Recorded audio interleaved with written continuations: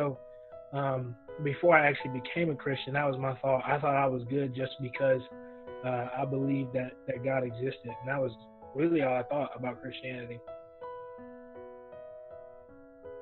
The first time that I realized that I wasn't a Christian, you had posed a question. You were like, I want you guys to describe your relationship with God. And at first I didn't really know what to say. And then you were like, just imagine that God was a girl. And I was like, oh yeah, I bet. Like, we used to be real cool. We used to be close. And now we're kind of distant. You know what I'm saying? We say hi every now and then, shoot each other a text. And you were saying that the foundation of being a Christian, the foundation of Christianity is having a relationship with God. And for me, even though I would have described, when I was going to church as having a relationship with God, I never had a personal relationship.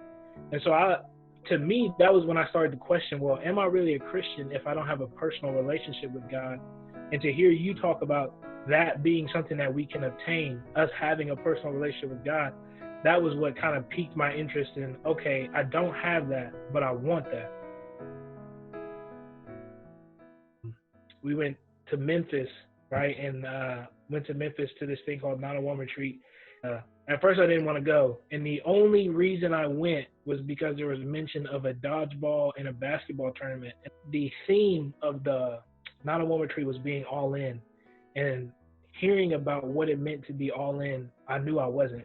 A guy sat down and said, Tracey, what's holding you back from being all in?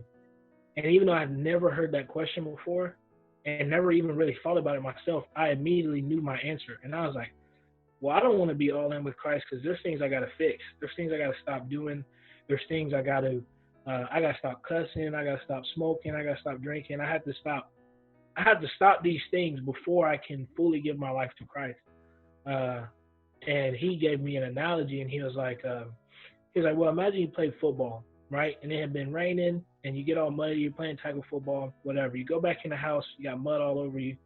Go in the bathroom, and you turn the shower on. But instead of getting in the shower, you just take a washcloth and start wiping the dirt off. He's like, does that make sense? And I was like, no, like that's stupid. You just hop in the shower. And he said, exactly. Now imagine that your body is your soul and the mud is your sins. He said, why try to wipe some of them off when you can just hop in the shower? And for me, that was ultimately life-changing.